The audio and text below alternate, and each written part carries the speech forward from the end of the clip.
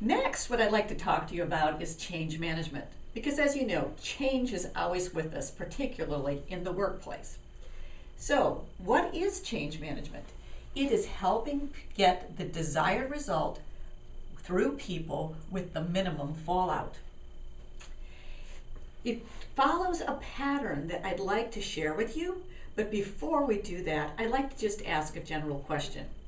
How many of you out there ride a roller coaster with your hands up in the air? Come on, raise both of your hands if you're like that, and wave them and yelling, yeah, as you go over the high curve. Quite a few. Well, let's try the opposite. How many of you grab onto that bar in front of you, hold on for dear life, and just grit your teeth and close your eyes as you go over and down into this deep trough? Oh, not even. Okay, great. Sometimes that sort of shows how we deal with changes. The fear of it, the denial that we're getting up to the high hump and the depth is coming. And what we do is have to deal with the emotions that come with this, the fear of change, the concern, the having to let go, and get people over to the other side. So this is what happens when we go through this change. First, we start out with denial. It won't happen. They tried it before and it didn't work. I'm just fine the way I am. This too shall pass. Well, when it starts happening, they can only hold on to denial so long. And then they have to let go, and the focus on the team, their broader viewpoint, gets really stuck on me, me, me. What's in it for me?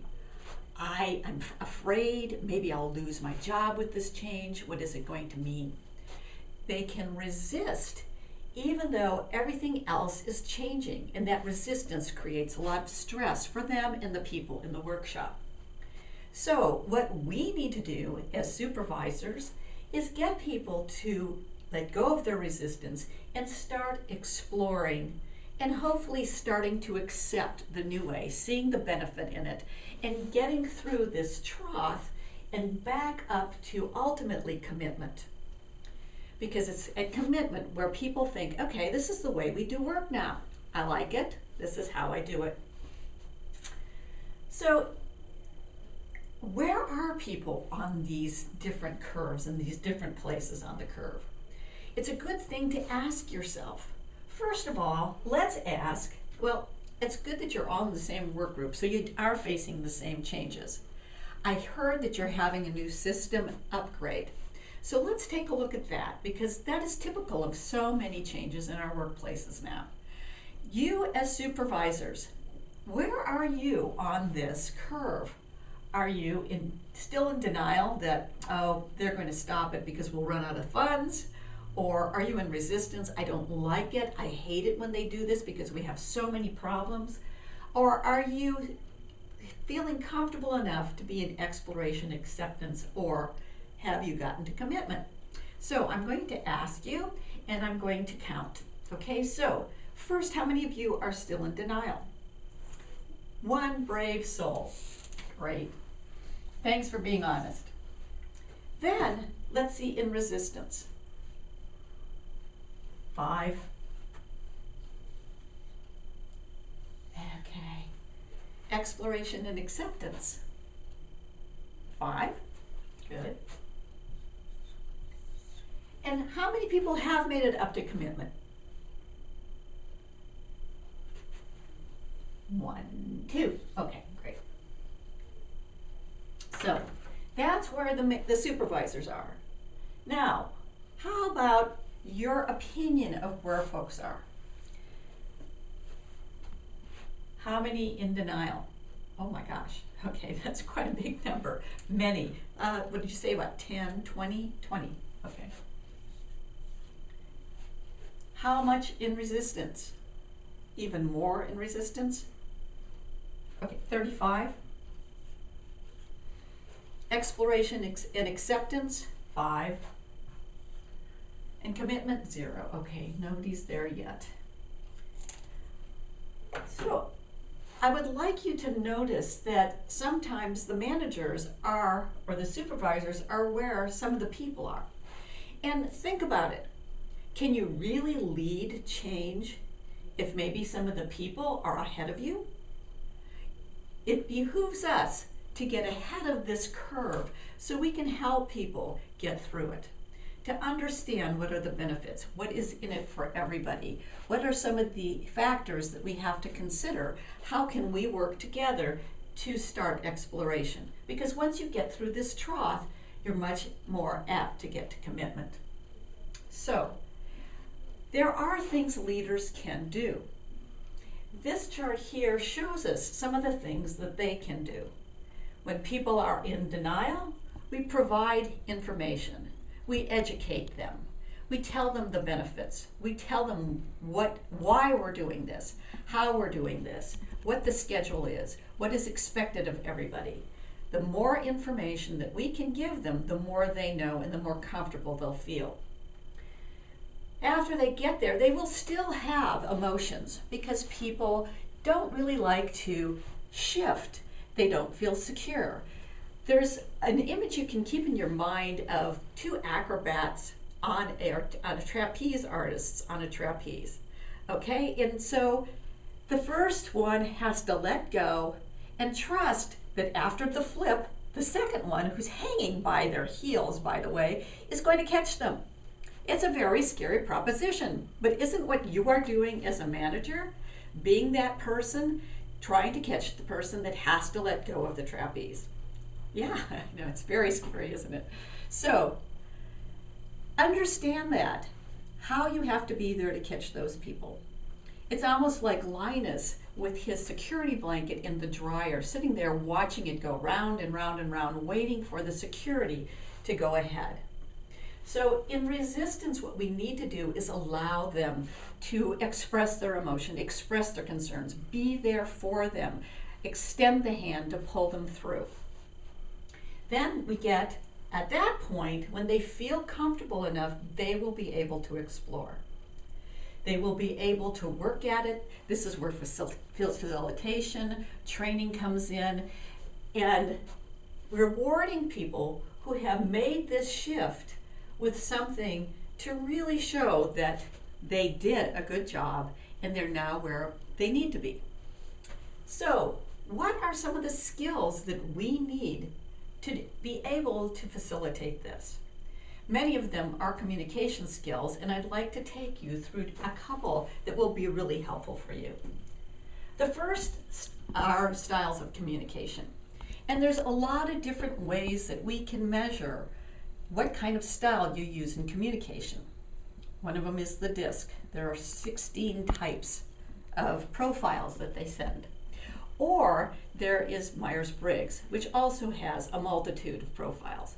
But when you're meeting one-on-one with people, you don't really have time to sort through 16 different kinds of ways people communicate.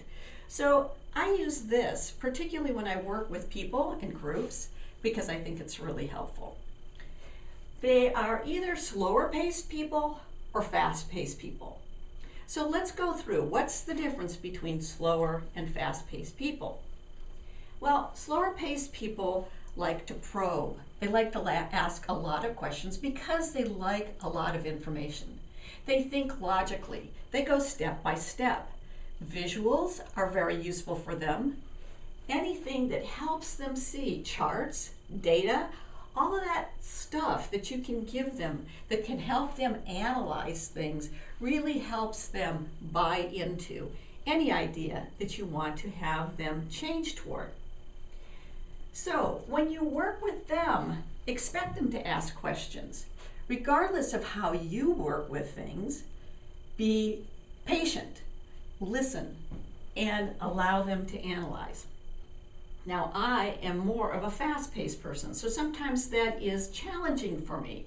But I've learned that I can't hurry people through what they need to do to process the information. On the other hand, fast-paced people want quick responses. They want to see the actions. They actually want to see the end point. For me, if I don't see where you're taking me, it's hard for me to follow the steps in between. So understand that if people are kind of like pushing you to get to the end, take them there and then go back and give them some of the key points that they need to see their way there. Use few words, and here's what I can do for you right now is a really good catchphrase, because that's what they need to hear.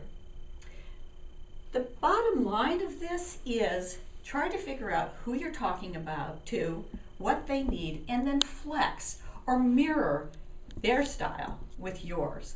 That allows them to feel safer, secure, and it builds trust between the two of you. So that is very, very useful when you're telling people about this and also allowing them to ask questions. When people then get into resistance, they're going to need to vent, because when people are emotional, they can't necessarily think logically, so they're not necessarily interested in anything you have to tell them. So when they get in that position, it really helps to listen. I'd like to share a listening strategy with you. Listening strategies include, first of all, don't interrupt. That is the basic thing, which means that you have to be quiet and put yourself in their shoes to truly listen to what they have to say, because it's important to them. It will also, if you're quiet and listening, monitor your own hot buttons, because we all can react to something. Maybe they've said something that just angers you because you're so tired of hearing the same resistance. So if you're quiet, you aren't reacting, you can respond. This implement here I like to use as a symbol of listening. It is an American Indian talking stick, and it is a very important object to people, indigenous people, for their councils. What it does is, when somebody holds it, they have the floor, basically, and they are to be listened to respectfully. It really helps when you pass it around and everybody has a chance to talk, and when that person is talking, everybody hears them fully and deeply. Or it could be put in the middle of a circle, and when somebody is talking, they have the stick and then they put it down, and the next person who's going to respond picks it up and they hold it. So it is an implement that we don't need to have to remember what is behind it. The feeling of respect for what other people say, the ability to sit there and listen to them fully, and to wait their turn to express their opinion. So what I'd like to have you do is practice this. And we won't use a talking stick, but we will use a little thing that I call counting to 2. Okay, so basically what you're going to do is you're going to pair up, and each partner is going to discuss a juicy work topic that you will both have probably strong opinions about. So that would be a great thing to do. However, when you're talking to each other, the person who is talking has the floor until they stop. And then the next person has to count to themselves 1 aenda, 2 aenda before they start talking. Yeah, I know it sounds goofy, but it's really interesting to see what happens to conversation when you allow that space in between. So I don't want to tell you too much about it. I want you to have your own experience of it. But what we're going to do now is we're going to pair up, and then we're going to start now to talk.